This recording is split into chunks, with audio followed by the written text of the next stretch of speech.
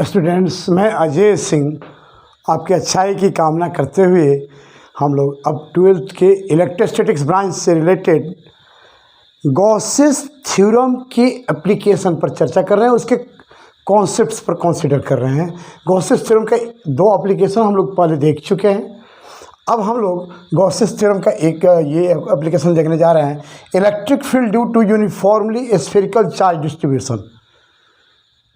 Electric field due to uniformly spherical charge distribution का अर्थ है चार्जेज पूरे स्फेयर के फॉर्म में फैले हुए हैं, यानी चार्ज का ही स्फेयर बना हुआ है।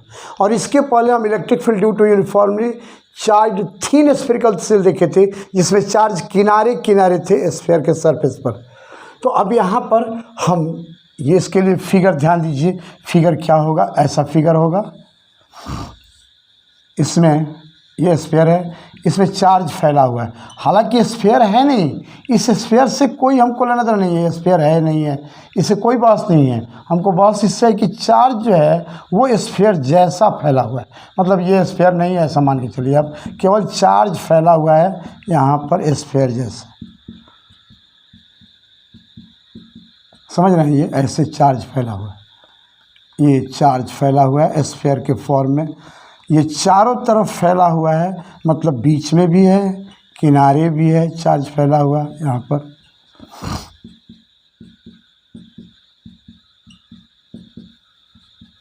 ऐसे फैला हुआ है चारों तरफ। इसको हम ऐसा भी कर सकते हैं, uniformly charge insulating solid sphere. Insulator है और सॉलिड स्फीयर है, तो चार्ज जहाँ इंजेक्ट करेंगे वहीं रह जाएगा। तो यूनिफॉर्मली हम चार्ज को इंजेक्ट कर रहे हैं, तो यूनिफॉर्मली चार्ज ऐसे ही रह जाएंगे, यूनिफॉर्मली चार्ज ऐसे रह जाएगा। तो यूनिफॉर्मली चार्ज ये इंसुलेटिंग सॉलिड स्फीयर भी कह सकते हैं, या यूनिफॉर्मली स्फेरिकल चार्ज डिस्ट्रीब्यूशन भी इसको कह सकते हैं। इसके कारण किसी पॉइंट P पर हमको इलेक्ट्रिक फील्ड देखना है, तो पॉइंट P इससे बाहर हो सकता है, इसके अंदर लाई कर सकता है, इसके सरफेस पर हो सकता है। तीन केसेस बन रहे हैं, तो केस फर्स्ट में चल रहे हैं। केस फर्स्ट में at an external point, at an external point पर हम देख रहे हैं इलेक्ट्रिक फील्ड। ये मान लेते हैं यहाँ पर कोई पॉइंट है P, जहाँ पर हमको इलेक्ट्रिक फील्ड फाइंड करना है। तो हम लोग क्या करते हैं, जिस पॉइंट पर इलेक्ट्रिक फील्ड फाइंड करना है उस पॉइंट से पास होता हुआ एक कॉन्सेंट्रिक स्फीयर ड्रॉ करेंगे। सिमेट्रिसिटी मिलना चाहिए, तो ये स्फीयर है, यहाँ पर चार्ज स्फीयर जैसा फैला हुआ है, तो यहाँ पर हम स्फीयर ही लेंगे ताकि सिमेट्रिक सिचुएशन मिल सके। ये स्फीयर ड्रॉ करते हैं। अब ये क्लियर है कि यह चार्ज का डिस्ट्रीब्यूशन यूनिफॉर्म होने के कारण इसके सारे पॉइंट पर इलेक्ट्रिक फील्ड का मैग्नीट्यूड सेम होगा, क्योंकि डिस्टेंस सेम है चारों तरफ। ये सिमेट्रिक सिचुएशन बन रहा है यहाँ पर सिमेट्रिसिटी से, तो सारे पॉइंट पर इलेक्ट्रिक फील्ड का मैग्नीट्यूड सेम होगा, और सारे पॉइंट पर इलेक्ट्रिक फील्ड का डायरेक्शन जो होगा वो रेडियली आउटवर्ड होगा, मतलब नॉर्मली आउटवर्ड होगा सरफेस पर, क्योंकि चार्ज पॉजिटिव है तो आउटवर्ड होगा ही, और साथ साथ चार्ज का डिस्ट्रीब्यूशन यूनिफॉर्म है तो रेडियस के अलोंग होगा ही। जैसे रेडियस के अलोंग नहीं हो, दूसरे किसी भी डायरेक्शन में होगा, जैसे नॉर्मल इस पर नहीं हो, दूसरे किसी भी डायरेक्शन में होगा, तो उसका इधर कंपोनेंट कम या ज़्यादा आ जाएगा, मतलब अलग आएगा, इधर कंपोनेंट अलग आएगा, जो गलत बताएगा। यानी ये जो सिमेट्रिसिटी से दिख रहा है कि जो इसका इलेक्ट्रिक फील्ड का डायरेक्शन होगा वो रेडियस के अलोंग, यानी सरफेस के परपेंडिकुलर आउटवर्ड होगा। कौन सा सरफेस, गॉसियन स्फीयर, या एक गॉसियन स्फीयर ड्रॉ कर रहे हैं। ये गॉसियन स्फीयर मीन्स इसमें हम गॉस थ्योरम को अप्लाई करने जा रहे हैं, और ये क्लोज सरफेस होना चाहिए, जिसका एक एलिमेंट यहाँ लिए हुए हैं ds सरफेस। तो क्लियर है कि ds सरफेस के पास, EP पॉइंट के पास ds सरफेस है, जिसका एरिया वेक्टर का डायरेक्शन सरफेस के परपेंडिकुलर होगा, और इलेक्ट्रिक फील्ड का डायरेक्शन भी ये रेडियस के अलोंग, यानी इसी के अलोंग होगा। तो इलेक्ट्रिक फील्ड आगे की ओर होगा इसमें, और एरिया वेक्टर का डायरेक्शन भी कहाँ की ओर होगा, आगे की ओर ही होगा, सरफेस के परपेंडिकुलर, बाहर की ओर, सरफेस एलिमेंट के परपेंडिकुलर। तो अब हम लोग इलेक्ट्रिक फील्ड और एलिमेंट के सरफेस एरिया का डायरेक्शन देख रहे हैं सेम है। तो हम लोग सबसे पहले क्या करेंगे, गॉस थ्योरम को अप्लाई करना है, तो सबसे पहले इलेक्ट्रिक फ्लक्स फाइंड कर लेते हैं इस गॉसियन स्फीयर से। तो electric flux through Gaussian sphere, integration of vector E dot vector ds is equal to कितना हो जाएगा, इलेक्ट्रिक फ्लक्स। क्लियर है कि ई और डी एस के बीच का एंगल वहाँ पर 0 डिग्री है, तो कॉस 0 डिग्री कर देंगे, is equal to integration of E D S cos 0 degree. और इलेक्ट्रिक फील्ड वेक्टर फॉर्म में तो सारी जगह कांस्टेंट नहीं है गॉसियन स्फीयर के सारे पॉइंट पर, लेकिन इलेक्ट्रिक फील्ड का मैग्नीट्यूड तो सारे पॉइंट पर कांस्टेंट है, तो इलेक्ट्रिक फील्ड का मैग्नीट्यूड बाहर आ जाएगा। तो यहाँ पर ई को हम लोग बाहर कर देंगे, is equal to E integration of D S cos 0 degree 1 होता है। तो डी एस का इंटीग्रेशन यानी इस सरफेस का, इस एलिमेंट जितने भी एलिमेंट्स है सारे का इंटीग्रेशन, वो पूरा सरफेस एरिया आ जाएगा, गॉसियन स्फीयर का सरफेस एरिया। तो सेंटर से मान लेते हैं आर डिस्टेंस पर यह पॉइंट पी है जहाँ इलेक्ट्रिक फील्ड फाइंड करना है। तो सेंटर से आर डिस्टेंस पर इस पॉइंट पी को एज्यूम कर लिए हैं। तो इस गॉसियन स्फीयर का रेडियस भी कितना हो जाएगा, आर हो जाएगा। तो इसका एरिया कितना हो जाएगा, तो 4 pi R square Gaussian sphere का एरिया होगा। स्फीयर का एरिया 4 पाई आर स्क्वायर होता है। इसको देते हैं हम इक्वेशन 1। अब गॉसियस थ्योरम को अप्लाई करेंगे। बाय गॉसियस थ्योरम, गॉस थ्योरम क्या कहता है,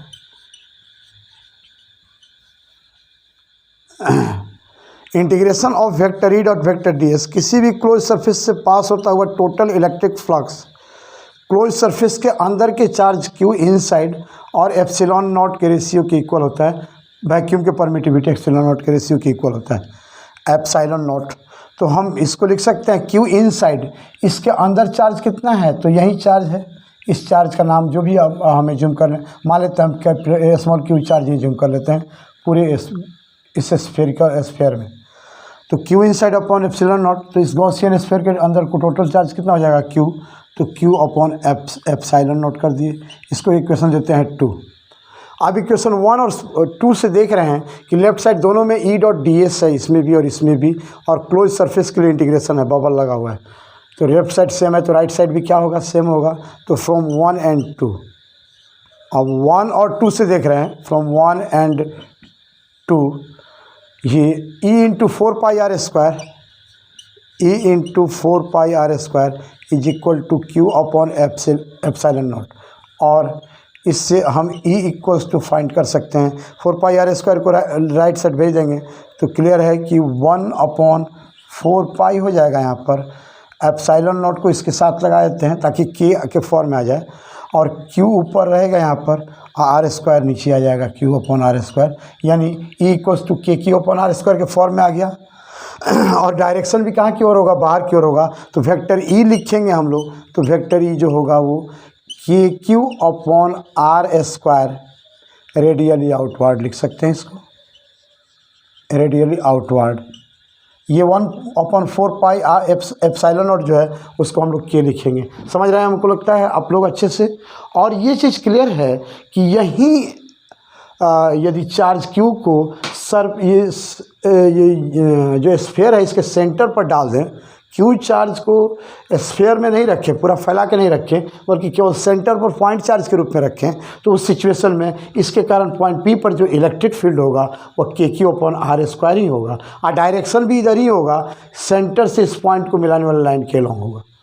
तो क्लियर है कि यह जो टोटल चार्ज है, यूनिफॉर्मली स्फेरिकल चार्ज डिस्ट्रीब्यूशन का टोटल चार्ज, ये सेंटर पर पॉइंट चार्ज जैसा बिहेव कर रहा है यहाँ पर। कब के लिए, जब बाहर के किसी पॉइंट पर इलेक्ट्रिक फील्ड देख रहे हैं तब के लिए। सेंटर का नाम हम यहाँ पर ओन मान लेते हैं। अब ध्यान दीजिए, यहाँ पर ये एक्सटर्नल पॉइंट के लिए क्लियर हो गया कि पूरा यूनिफॉर्म चार्ज सेंटर पर पॉइंट चार्ज जैसा बिहेव करता है। इसको लिख देंगे as point charge, as point charge ना, इसको इस नीचे लिख देते हैं, as point charge on its centre, as point charge on its centre, centre पर पॉइंट चार्ज जैसा बिहेव करता है। तो अब देखिए कि सेकेंड में ऑन द सरफेस देख रहे हैं, इसके रेडियस को हम कैपिटल आर एज्यूम कर लेते हैं, इसका रेडियस मान लेते हैं कैपिटल आर। तो इसके सरफेस पर कितना होगा, कि सेकेंड में चल रहे हैं, कि सेकेंड में ऑन द सरफेस। तो क्लियर आप लोग समझ रहे हैं इसमें कि सरफेस से बाहर ये सारे पॉइंट के लिए इलेक्ट्रिक फील्ड का वैल्यू KQ/R² आया था, यानी पॉइंट चार्ज जैसा बिहेव किया था पूरा चार्ज सरफेस से बाहर के किसी भी पॉइंट के लिए। तो सरफेस तक तो वही सिचुएशन बनेगा, सरफेस के अंदर अलग सिचुएशन बनेगा। तो सरफेस तक वही सिचुएशन बनेगा, यानी सरफेस पर हम लोग r के जगह पर R लिख सकते हैं, बस हो गया। तो सरफेस पर हम लोग क्या लिख सकते हैं, वेक्टर E = KQ/R², और ये भी होगा रेडियली आउटवर्ड।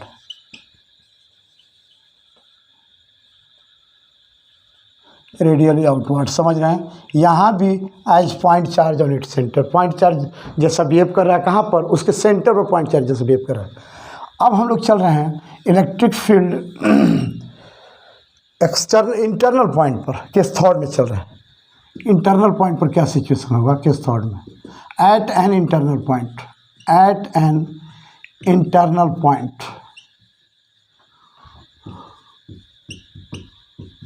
ध्यान दीजिए आप लोग, ये पूरा चार्ज फैला हुआ है यहाँ पर, और ये किनारे किनारे चार्ज फैला हुआ है यहाँ पर, और हम किसी एक पॉइंट P पर ये पूरा चार्ज फैला हुआ है किनारे किनारे।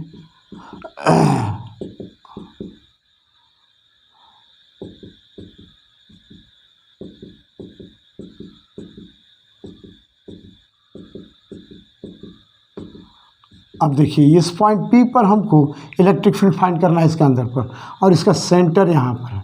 पॉइंट P को थोड़ा सा इधर कर दें बाहर।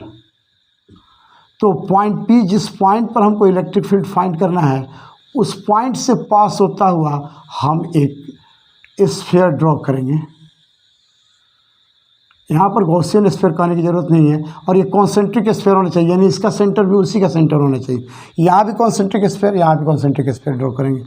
तो ये जो कॉन्सेंट्रिक स्फीयर हम ड्रॉ किए, इसका ये सेंटर मान लिया O है, पूरा रेडियस इसका R है, और यहाँ से यहाँ तक डिस्टेंस मान लेते हैं r है। ये डिस्टेंस है r, यानी यह छोटा जो सरफेस लिए हैं, ये स्फीयर लिए हैं, इसका रेडियस r है। तो एक चीज़ देखिए यहाँ पर, ये जो पूरा स्फीयर है, स्फेरिकल चार्ज डिस्ट्रीब्यूशन है, इसको दो पार्ट में बांट दिया गया। एक यह सॉलिड स्फीयर जैसा हो गया, और एक यह हॉलो स्फीयर जैसा हो गया यहाँ पर। तो हॉलो स्फीयर में जितने चार्जेज हैं, उस चार्ज के कारण पॉइंट P पर इलेक्ट्रिक फील्ड 0 होगा, क्योंकि पूरे हॉलो स्फीयर को बहुत से कॉन्सेंट्रिक थिन स्फेरिकल सेल से बना हुआ माना जा सकता है, और थिन स्फेरिकल सेल के अंदर किसी पॉइंट पर uniformly charge thin spherical cell के अंदर किसी पॉइंट पर इलेक्ट्रिक फील्ड 0 होता है। तो ये चार्ज चूँकि यूनिफॉर्मली डिस्ट्रीब्यूटेड है, तो क्लियर है कि इसमें कोई भी थिन स्फेरिकल सेल लेंगे, कॉन्सेंट्रिक थिन स्फेरिकल सेल इसमें लेंगे, तो उस पर चार्ज का डिस्ट्रीब्यूशन यूनिफॉर्म ही होगा, और उसके अंदर ही पॉइंट P लाई करेगा। इस हॉलो स्फीयर के अंदर है, तो सारे जो थिन स्फेरिकल सेल्स बनेंगे, कॉन्सेंट्रिक थिन स्फेरिकल सेल्स, सबके अंदर पॉइंट P होगा, और सारे के कारण इलेक्ट्रिक फील्ड 0 होगा। क्योंकि इसके पहले हम लोग देख चुके हैं पिछले वीडियो में कि uniformly charge thin spherical cell के अंदर किसी भी पॉइंट पर इलेक्ट्रिक फील्ड 0 होता है, और उसका लिंक हम इस वीडियो में डाल देंगे। तो अपने सारे वीडियोज़ का लिंक, जो 12th वाले पोर्शन से रिलेटेड वीडियोज़ हैं, उन सब का लिंक हम इसमें डालते जा रहे हैं। आप लोग कहीं भी देख सकते हैं, कभी भी उस लिंक में जा कर के, डिस्क्रिप्शन में जाकर लिंक को देख करके, और आप उस वीडियो को देख सकते हैं, या फिर physics bye Ajay Singh type करके वीडियो को देख सकते हैं, आपकी जैसी मर्जी करें। तो लिंक वैसे हम सारे 12th वाले जितने भी टॉपिक्स का वीडियो डाल रहे हैं, वह उसके लिंक को उसमें डाल रहे हैं, 12th वाले सारे लिंक को 12th के साथ, और 11th वाले सारे लिंक को 11th के साथ डाल रहे हैं। तो हम लोग यहाँ पर ये चल रहे हैं पॉइंट P के लिए। तो क्लियर है कि ये जितना हॉलो स्फीयर में चार्ज होगा, उसके कारण पॉइंट P पर इलेक्ट्रिक फील्ड 0 होगा। अब इस सॉलिड स्फीयर के अंदर जो चार्ज होगा, उसी के कारण इलेक्ट्रिक फील्ड होगा। तो हम सॉलिड स्फीयर के अंदर कितना चार्ज है ये फाइंड कर रहे हैं। तो हम मान लेते हैं पूरा चार्ज q है, पूरे में ये पूरा q है। इस सॉलिड स्फीयर के अंदर चार्ज हम मान लेते हैं q' है, सॉलिड स्फीयर के अंदर। तो q' का वैल्यू हम फाइंड करेंगे। तो q' = यूनिट वॉल्यूम में हम फाइंड करेंगे कितना चार्ज है। तो टोटल चार्ज q है पूरा, और इसका वॉल्यूम कितना रहा है, 4/3 πr³, 4/3 पाई R³ होगा, क्योंकि रेडियस उसका R है। तो इसको कहते हैं ये चार्ज का डेंसिटी, ये वॉल्यूम चार्ज डेंसिटी भी कह सकते हैं, या केवल चार्ज डेंसिटी भी कह सकते हैं इसको। ये Q/4/3πr³ यानी यूनिट वॉल्यूम में चार्ज।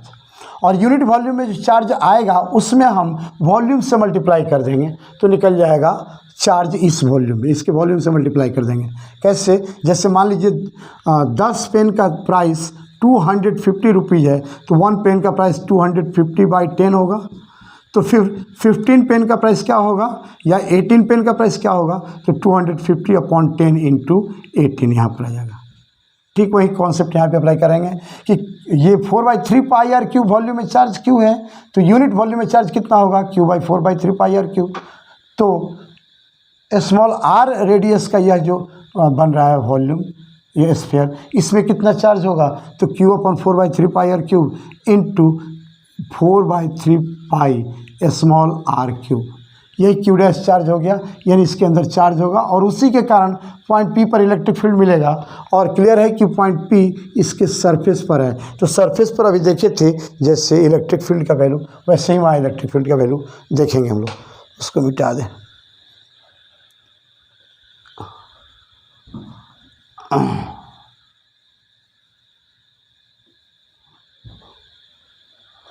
अब देखिए यहाँ पर इलेक्ट्रिक फील्ड E/= हो जाएगा KQ/r², मतलब 1/4πε0 लिखे नहीं लिखे उससे कोई बस नहीं है। Q dash charge Q dash है अपॉन इसका रेडियस कितना है स्मॉल r है तो स्मॉल r²। अब Q डैश का वैल्यू यहाँ पुट कर देंगे तो इलेक्ट्रिक फील्ड E= हो जाएगा Q डैश का वैल्यू यहाँ से 4/3π से 4/3π कैंसिल हो जाएगा, दिख रहा है ना, यहाँ पाई से पाई कैंसिल हो गया, 4/3 से 4/3 कैंसिल हो गया, तो Q/r³ इंटू r³ होगा। उसी वैल्यू को लिख देंगे Q/r³ इंटू r³। ये Q डैश का वैल्यू हो गया अपॉन E= अपॉन r² है तो r² लिख देंगे। तो क्लियर है कि एक r² से r² यहाँ कैंसिल हो जाएगा, r बच जाएगा। तो इलेक्ट्रिक फील्ड वेक्टर E= हो जाएगा KQ/r³ और यहाँ r बचा हुआ है और ये कहाँ की ओर होगा, रेडियली आउटवर्ड। इसको लिखेंगे रेडियली आउटवर्ड, रेडियली आउटवर्ड। हमको लगता है कोई दिक्कत शायद नहीं होगा आप लोगों को। अब ये इलेक्ट्रिक फील्ड के लिए हम यहाँ पर ग्राफ ड्रॉ कर रहे हैं, इस इलेक्ट्रिक फील्ड के लिए। तो ग्राफ कैसा मिलेगा ध्यान दीजिए, किससे रिलेटेड, R और E से रिलेटेड, R और E से रिलेटेड। अब इसमें केस थॉट के अलावा एक केस 4 भी हम लोग लिख सकते थे, छोटा सा चीज़ है वो, सेंटर पर। केस 4 में लिख देते हैं सेंटर पर, एट द सेंटर। छोड़ना ठीक नहीं है इसको। सेंटर पर क्लियर है कि R का वैल्यू कितना क्या होगा 0, तो इलेक्ट्रिक फील्ड E= कितना हो जाएगा 0। इसी की चर्चा कर दिया। और यहाँ पर ग्राफ बनाए थे, यहाँ पर ये इस पर R है और इस पर इलेक्ट्रिक फील्ड E है। अब ध्यान दीजिए सेंटर पर जब R का वैल्यू 0 है तो E का वैल्यू कितना हो गया 0। तो यहाँ से ग्राफ शुरू होगा, ये ओरिजिन से यानी 0 0 से, ये ओरिजिन है, यहाँ पर 0 0 वैल्यू है। अब R का वैल्यू पहले हम अंदर के इंटरनल पॉइंट के लिए देखेंगे तो क्लियर है कि KQ/r³ तो कांस्टेंट है, R केवल वेरिएबल है। तो electric field E directly proportional to R आ गया था कि नहीं इसमें, इस टॉपिक में। तो इसका अर्थ है इलेक्ट्रिक फील्ड जो है और R के बीच रिलेशन स्ट्रेट लाइन जैसा ग्राफ होगा। यहाँ पर डायरेक्टली प्रोपोर्शनल है तो ये लगभग स्ट्रेट लाइन होगा, लेकिन बहुत कम मतलब कहाँ तक होगा स्ट्रेट लाइन जैसा ग्राफ, ये यहाँ सरफेस तक होगा स्ट्रेट लाइन जैसा ग्राफ, दिख रहा है। ये इंक्रीजिंग ग्राफ होगा, जैसे जैसे R का वैल्यू बढ़ेगा वैसे वैसे इलेक्ट्रिक फील्ड का वैल्यू बढ़ेगा। कहाँ तक, सरफेस तक। तो सरफेस तक चले गए हम। सरफेस पर इलेक्ट्रिक फील्ड का वैल्यू कितना हो जाएगा KQ/r²। सरफेस पर स्मॉल r = कैपिटल R होगा और वैल्यू कितना होगा KQ/R²। आया है यहीं पर वैल्यू देखिए ना, KQ/R²। और सरफेस से बाहर इलेक्ट्रिक फील्ड यहाँ पर KQ/r² हो रहा है। ये R वेरिएबल है, तो R वेरिएबल है तो उसके बाद इलेक्ट्रिक फील्ड डिक्रीज होगा। तो यहाँ तक इलेक्ट्रिक फील्ड इंक्रीज हो रहा था, उसके बाद डिक्रीज होगा, कर्व होगा वो, तो ऐसा होगा कर्व यहाँ पर। और r is equal to infinite पर जाके टच करेगा, मतलब r is equal to infinite करेंगे तब इलेक्ट्रिक फील्ड जीरो होगा, इसलिए हम टच नहीं कराएंगे कहीं। ग्राफ को बस r इस एक्सिस के नज़दीक लाते जाएंगे, इलेक्ट्रिक फील्ड डिक्रीज होते जाएगा, लेकिन जीरो नहीं होगा क्योंकि इन्फाइनाइट को हम लोग शो नहीं कर सकते हैं। तो यही ग्राफ हो गया। यहाँ पर मैक्सिमम ई का वैल्यू मैक्सिमम है, जिससे हम ई मैक्स लिख सकते हैं। ई मैक्स का वैल्यू के क्यू अपन आर स्क्वायर होगा, कहाँ पर, सरफेस पर। हमको लगता है ग्राफ अच्छे से आप लोग समझ गए होंगे। अब हम लोग एक और यहाँ पर टॉपिक देख लें, एक और एप्लीकेशन देख लें गॉसेस थ्योरम का। वो क्या है, इलेक्ट्रिक फील्ड, ये एप्लीकेशन लिख रहे हैं, electric field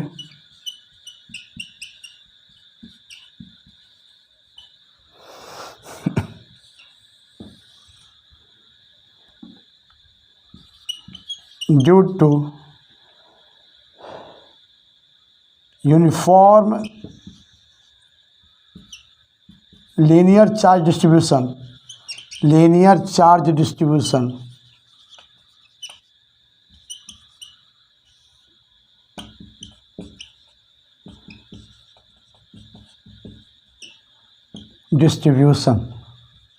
for large length, for large length यहाँ लेते हैं, for large length electric field linear charge distribution के लिए ले रहे हैं, लार्ज लेंथ के लिए। देखिए हम यहाँ पर फिगर ड्रॉ कर रहे हैं, ये चार्जेज यहाँ पर एक लाइन के रूप में फैले हुए हैं और ये चार्ज जो है वो इधर लार्ज लेंथ तक है, इधर भी लार्ज लेंथ तक है। इसके कारण किसी पॉइंट P पर इलेक्ट्रिक फील्ड फाइंड करना है।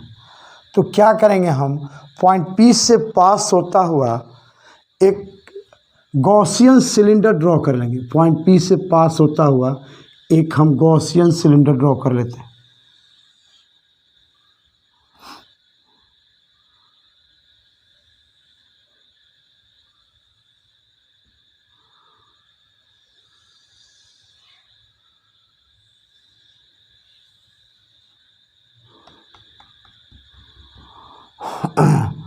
अब ये चीज़ क्लियर है कि जो ये पॉजिटिव चार्जेज लार्ज लेंथ तक फैले हुए हैं, तो उसके कारण यहाँ के किसी भी पॉइंट पर, चाहे इधर किसी भी पॉइंट पर इलेक्ट्रिक फील्ड का डायरेक्शन जो होगा वह लीनियर चार्ज डिस्ट्रीब्यूशन पर परपेंडिकुलर होगा। अब परपेंडिकुलर क्यों होगा, इसको समझने के लिए हम यहाँ पर आपको समझा देते हैं, या यहीं पर समझा देते हैं, उसको मिटा देंगे। ये चार्ज है यहाँ पर फैला हुआ है, यहाँ से यहाँ तक फैला हुआ है मान लीजिए, और ये मिडिल पॉइंट जो है मान लीजिए इसका यहाँ पर है, इसके आगे जाके देख रहे हैं यहाँ पर इलेक्ट्रिक फील्ड का डायरेक्शन। तो ध्यान दीजिए, ये जो पॉजिटिव चार्ज है इसके कारण इलेक्ट्रिक फील्ड सीधे इसी के डायरेक्शन में है, इस पॉइंट पर, पॉइंट P के डायरेक्शन में है ये पॉजिटिव चार्ज। तो इस पॉजिटिव चार्ज के कारण इलेक्ट्रिक फील्ड का डायरेक्शन इससे इसको मिलाने वाले लाइन के लॉन्ग बाहर की ओर होगा इलेक्ट्रिक फील्ड का डायरेक्शन। इससे इधर एक प्लस चार्ज है यहाँ पर, ये DQ चार्ज मान लें, चाहे जितना मान लें, इसके कारण यहाँ इलेक्ट्रिक फील्ड का डायरेक्शन कहाँ की ओर होगा, इधर की ओर होगा। ऐसे ही इससे इधर इलेक्ट्रिक फील्ड, ये चार्ज है, इसके कारण इलेक्ट्रिक फील्ड कहाँ की ओर होगा, इधर की ओर होगा। तो इस और इस इलेक्ट्रिक फील्ड का रिजल्टेंट, इस इलेक्ट्रिक फील्ड और इस इलेक्ट्रिक फील्ड का रिजल्टेंट बीच में आ जाएगा। तो ये दोनों को छोड़ के रिजल्टेंट कहाँ आ जाएगा, बीच में आ गया, इसमें इधर आ गया। अब यहाँ से एक इसको छोड़ के अब यहाँ पर आ गए। इस चार्ज के कारण इलेक्ट्रिक फील्ड का डायरेक्शन जो होगा वो क्लियर है कि इससे इसको मिलाने लाइन के लॉन्ग इधर की ओर होगा। अब फिर ये चार्ज के कारण देख चुके हैं, अब यहाँ पर जो चार्ज है इसके कारण देख रहे हैं, इससे एक चार्ज को छोड़ के आगे वाले, इसके कारण इलेक्ट्रिक फील्ड का डायरेक्शन जो होगा वो इधर की ओर होगा। अब इन दोनों इलेक्ट्रिक फील्ड्स का जो रिजल्टेंट होगा वह बीच में होगा, यहाँ पर इधर की ओर होगा। ये दोनों इलेक्ट्रिक फील्ड हट जाएंगे, यानी रिजल्टेंट इलेक्ट्रिक फील्ड जो होगा इस चार्ज में से इस पॉइंट को मिलाने लाइन के लॉन्ग होगा, यानी इसके परपेंडिकुलर डायरेक्शन हो रहा है कि नहीं हो रहा है, ये 90 डिग्री एंगल होगा। कोई डाउट है इसमें, परपेंडिकुलर डायरेक्शन इलेक्ट्रिक फील्ड होगा। तो यहाँ भी चार्जेज जो हैं वो फैले हुए हैं पूरा इनफाइनाइट तक, ये इधर बहुत दूर तक फैले हुए हैं, इधर भी बहुत दूर तक फैले हुए हैं। तो क्लियर है कि सारे पॉइंट पर इलेक्ट्रिक फील्ड का डायरेक्शन देखेंगे तो इधर इनफाइनाइट है, तो जितना चार्ज इधर ले सकते हैं उतना चार्ज इधर भी ला सकते हैं, तो उसके कारण रिजल्टेंट बीच में आ जाएगा। यानी इलेक्ट्रिक फील्ड हर जगह जो होगा वो सरफेस के, यदि ये सिलेंड्रिकल गॉसियन स्फीयर की बात कर, सिलेंड्रिकल गॉसियन सरफेस की बात करें तो इसके सरफेस के परपेंडिकुलर बाहर की ओर होगा, पॉजिटिव चार्ज के कारण बाहर की ओर, निगेटिव होता तो इनवर्ड होता। तो आउटवर्ड होगा। अब यहाँ पर हम एक छोटा सा सरफेस एलिमेंट ले लें, इस गॉसियन सिलेंडर का एक छोटा सा सरफेस ds लेते हैं, तो उसका डायरेक्शन भी तो इसके सरफेस के परपेंडिकुलर बाहर ही होगा, वेक्टर ds का डायरेक्शन। और इलेक्ट्रिक फील्ड का डायरेक्शन भी कहाँ होगा, बाहर की ओर ही है, सरफेस की। तो इससे रिलेटेड इलेक्ट्रिक फ्लक्स देखिए, यहाँ पर ये फ्लैट पार्ट है, ये जो है फ्लैट पार्ट है, यह भी क्या है, फ्लैट पार्ट है। और ये बाकी जो स्फेरिकल सरफेस है, जैसे ये फ्लैट पार्ट होगा, यहाँ पर समझिए आप वीडियो में, ये फ्लैट पार्ट है, ये सिलिंड्रिकल सरफेस है, मतलब ये जो पार्ट है वो फ्लैट पार्ट है, इधर भी फ्लैट पार्ट है, और ये सिलिंड्रिकल सरफेस है। तो फ्लैट पार्ट से रिलेटेड इलेक्ट्रिक फील्ड जीरो होगा, देखिए ना, इलेक्ट्रिक फ्लक्स जीरो होगा। कैसे होगा देखिए ना, वहाँ पर उसमें देखिए दिखाई देगा, इलेक्ट्रिक फ्लक्स फ्लैट पार्ट से रिलेटेड। यहाँ पर इलेक्ट्रिक फील्ड का डायरेक्शन जो होगा वो इधर की ओर होगा, इलेक्ट्रिक फील्ड का डायरेक्शन। और यहाँ जो हम छोटा सा सरफेस लेते हैं या पूरे फ्लैट पार्ट्स की बात करें, तो इसका एरिया वेक्टर का जो डायरेक्शन होगा, यदि ds सरफेस लेते हैं तो ये सरफेस के परपेंडिकुलर इधर की ओर होगा, तो ये एंगल कितना डिग्री होगा, 90 डिग्री। इलेक्ट्रिक फील्ड और एरिया वेक्टर के बीच का एंगल 90 डिग्री। ये वेक्टर ds डैश सरफेस मान लेते हैं यहाँ पर, क्योंकि ds यहाँ मान चुके हैं। तो electric flux ds cos 90 degree, तो जीरो हो जाएगा। और यहाँ इलेक्ट्रिक फ्लक्स मिलेगा, यानी कर्व सरफेस से रिलेटेड इलेक्ट्रिक फ्लक्स मिलेगा, और सिलिंड्रिकल सरफेस से रिलेटेड इलेक्ट्रिक फ्लक्स कितना हो जाएगा, जीरो। सिलिंड्रिकल सरफेस से रिलेटेड इलेक्ट्रिक फ्लक्स हो जाएगा जीरो, उसको मिटा देते हैं।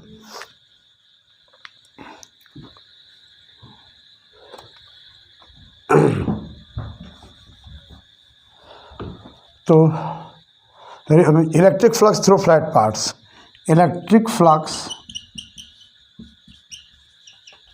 Through flat parts, electric flux through flat parts, ये हो जाएगा is equal to EDS integration of EDS cos 90 degree means zero. दोनों फ्लैट पार्ट से सेम इलेक्ट्रिक फ्लक्स आएगा, नीचे भी वही इस सिचुएशन होगा। अब electric flux through curve surface, ये लिख देते हैं, electric flux through curved surface, curved surface से रिलेटेड इलेक्ट्रिक फ्लक्स कितना होगा, कर्व्ड सरफेस,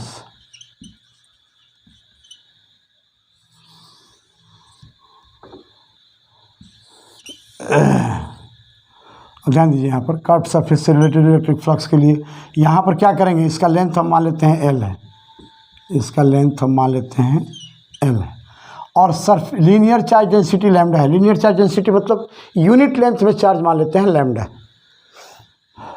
अब यहाँ पर is equal to integration of vector E dot vector ds करेंगे, तो E और ds के बीच का एंगल यहाँ पर क्लियर दिखाई दे रहा है, 0 डिग्री है, तो इंटीग्रेशन हो जाएगा E ds cos 0 degree. Of course 0 degree 1 हो गया।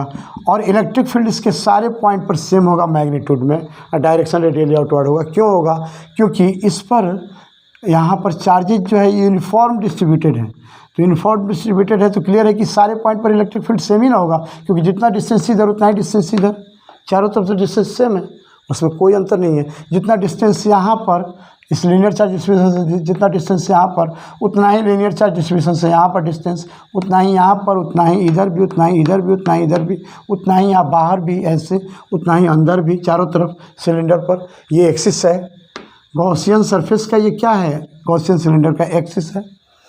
हम इस तरह से गॉसियन स्फीयर को ड्रॉ कर रहे हैं कि ये उसका एक्सिस इस चार्ज डिस्ट्रीब्यूशन पर लाई करे, और ये पॉइंट P यहाँ पर मान लिया जहाँ पर इलेक्ट्रिक फील्ड फाइंड करना है। तो क्लियर है कि इलेक्ट्रिक फील्ड का मैग्नीट्यूड सारे पॉइंट पर सेम होगा, तो बाहर निकल जाएगा इंटीग्रेशन ऑफ ds, सारे पॉइंट किसके, कर्व्ड सरफेस के। तो E इंटीग्रेशन ऑफ ds, अब ds का इंटीग्रेशन कितना होगा, यानी पूरा इसका एरिया कितना होगा, याद है आप लोगों को 2 पाई RL होता है एरिया, L लेंथ है, तो 2 पाई R इसका रेडियस मान लेते हैं R है ये, यानी सेंटर, ये लीनियर चार्ज डिस्ट्रीब्यूशन से R डिस्टेंस पर पॉइंट P है जहाँ इलेक्ट्रिक फील्ड फाइंड कर रहे हैं। तो ये हो जाएगा E इंटू 2 पाई RL, इसको देते हैं इक्वेशन 1। अब गॉसेस थ्योरम को लिखेंगे, by Gauss's theorem, Gauss's theorem, integration of vector E dot vector ds यहाँ पर लिखिए, छोड़ दीजिए यहाँ पर। Integration of vector E dot vector D S is equal to Q inside upon epsilon naught. तो क्यू इनसाइड का वैल्यू कितना है, तो इसके अंदर जितना चार्ज होगा वही ना होगा। इसके अंदर कितना चार्ज है, तो यूनिट लेंथ में चार्ज लैम्डा है, लीनियर चार्ज डेंसिटी लैम्डा है, यानी यूनिट लेंथ में चार्ज लैम्डा है। तो एल लेंथ में चार्ज कितना हो जाएगा, लैम्डा इंटू एल होगा। तो lambda l upon epsilon naught होगा। इसको देते हैं इक्वेशन 2। अब फ्रॉम 1 and 2, फ्रॉम 1 and 2, 1 और 2 से देखेंगे हम लोग। तो लेफ्ट साइड दोनों का सेम है, यहाँ पर नहीं गॉसेस थ्योरम लिख दिए हैं। आइए पूरा एक जगह नहीं लिखे, बल्कि कर्व्ड सरफेस का मिला के लिखे हैं। तो पूरे सरफेस का यहाँ पर 1 अभी नहीं लिखे हैं, पूरे सरफेस के लिए, चूँकि उसका 0 आया तो जोड़ के लिखना पड़ेगा। तो इंटीग्रेशन ऑफ पूरे सरफेस के लिए vector E dot vector D S is equal to E into 2πRL plus 0। तो ई इंटू 2πRL प्लस 0, इसको देते हैं इक्वेशन 1। तो 1 और 2 से left side E dot D S का इंटीग्रेशन है पूरे क्लोज सरफेस के लिए, यहाँ भी ई डॉट डी एस का इंटीग्रेशन है पूरे क्लोज सरफेस के लिए। तो लेफ्ट साइड दोनों का सेम है, तो राइट साइड भी क्या होगा, सेम होगा। तो यहाँ पर e into 2πRL e equals to lambda l upon epsilon naught. अब एल से एल कैंसिल हो जाएगा, ई इज इक्वल्स टू हो जाएगा 1 upon 2π epsilon naught into lambda by r. दिख रहा है यहाँ पर 2π एप्सिलॉन नॉट नीचे हो गया, 2π एप्सिलॉन नॉट और लैम्डा बाई आर हो गया। यही इलेक्ट्रिक फील्ड का वैल्यू होता है, और रेडियली आउटवर्ड तो होगा ही। अब इसको लिखने का दूसरा भी तरीका कर सकते हैं, ई इक्वल्स टू 2 से नीचे ऊपर मल्टीप्लाई कर दीजिए, तो ये 4π एप्सिलॉन नॉट होगा, 1 upon 4π epsilon naught 2 lambda by R नीचे ऊपर। और इसका डायरेक्शन कहाँ की ओर होगा, रेडियली आउटवर्ड होगा, रेडियली आउटवर्ड। ये रेडियली आउटवर्ड सारे केसेस में एक ही आया डायरेक्शन, यहाँ पर देखिए हम लोग। तो इस तरह से ये गॉसेस थ्योरम का एप्लीकेशन 2 ठो इसमें देख लिए हम। आप लोग कॉन्सेप्ट्स को ठीक से समझिए, और कोई कहीं कन्फ्यूजन दिखाई दे तो कमेंट्स में ज़रूर आप बोलिए कि हाँ इसमें हम कन्फ्यूज हैं, इस चीज़ को फिर एक बार हम बताना चाहें, जानना चाहते हैं तो ज़रूर हम बताएंगे। कुछ कमेंट्स मिलेगा था, अब एक कमेंट पर नहीं बताएंगे, कुछ कमेंट्स मिलेगा तो ज़रूर बताएंगे हम। और वैसे आप लोग कमेंट्स हमको मिल ही नहीं रहा है, इस टाइप का कोई भी कमेंट्स अभी तक नहीं मिल रहा है। आप लोगों को यदि चाहिए तो 1-2 कॉन्सेप्ट में कमेंट्स भी मिलेगा, तो हम उस कॉन्सेप्ट पर चर्चा कर देंगे, फिर से बता देंगे। और क्वेश्चन भी चाहिए, किसी क्वेश्चन में कन्फ्यूजन है या क्वेश्चन आपसे नहीं बन रहा है, कहीं से भी क्वेश्चन है तो आप भेजिए, हमारे ईमेल पर भेज दीजिए। और वो ईमेल का भी एड्रेस वही है, physicsbyajay.singh@gmail.com, physicsbyajay.singh@gmail.com। उस पर ईमेल भी आप कर दीजिए। ईमेल एड्रेस ना होगा तो नीचे हम डाल देंगे, डिस्क्रिप्शन में डाल देंगे, जिससे आप ईमेल कर सकते हैं। क्वेश्चन को हम ईमेल चेक कर लेंगे और उस क्वेश्चन का सॉल्यूशन करके आपको ईमेल से या फिर वीडियो में सॉल्यूशन करके आपको समझा के वीडियो डाल देंगे। ठीक है, आप लोग कॉन्सेप्ट्स को अच्छे से ध्यान से देखते रहिए, कंसीडर कीजिए कॉन्सेप्ट्स पर, ताकि आपका कॉन्सेप्ट्स जो है स्ट्रॉन्ग हो सके और किसी भी कॉम्पिटिटिव एग्जाम को आप आसानी से क्रैक कर सकें। हम तो यही इच्छा करेंगे ना, मेरा तो विलिंगनेस यही है कि आप अच्छा से अच्छा कर सकें, और इसके लिए हम सपोर्टिंग वीडियो डाल रहे हैं आपको। वीडियो में कभी कभी देरी हो जा रहा है तो इस बात को इग्नोर कर दीजिएगा। कभी कभी मतलब देरी हो सकता है कुछ अपने पर्सनल कारण से, अदरवाइज़ हम वीडियो डालने की कोशिश कर रहे हैं। समय की कमी के कारण ऐसा हो जाता है, तो कभी कभी देरी होगा, लेकिन जनरली वीडियोज़ को हम मतलब बराबर उसको एक रेगुलर वे में डालने की कोशिश कर रहे हैं, और एक टॉपिक के बाद नेक्स्ट टॉपिक का वीडियो डालने की कोशिश कर रहे हैं। छोटा से छोटे टॉपिक को भी नहीं छोड़ रहे हैं, और बड़े से बड़े टॉपिक पर भी हम ध्यान दे रहे हैं। और बड़े से बड़े टॉपिक पर मतलब जिसमें कॉन्सेप्ट ज़्यादा हैं उस पर तो चर्चा करना ही है, वही तो मेन चीज़ है, लेकिन बेसिक को भी नहीं छोड़ना है। इसलिए सारे टॉपिक्स को लेते हुए वीडियोज़ हम बना रहे हैं। आप लोग मेरे वीडियोज़ से फ़ायदा उठाइए, उसको देख के कॉन्सेप्ट्स को स्ट्रॉन्ग कीजिए। और एक बात हम बार बार कहना चाहेंगे कि आप वीडियोज़ को पूरा देखिए, भगा के मत देखिए, पूरा कंसंट्रेट होकर देखिए। और अच्छा लग रहा है वीडियो तो लाइक ज़रूर कीजिए, आप लोग शेयर कीजिए, सब्सक्राइब कीजिए चैनल को, ताकि ग्रोथ कर सके चैनल। और साथ साथ बेल आइकन को प्रेस कर दीजिएगा तो वीडियोज़ जल्दी मिल जाएंगे, तुरंत ही मिल जाएंगे आपको। Thank you.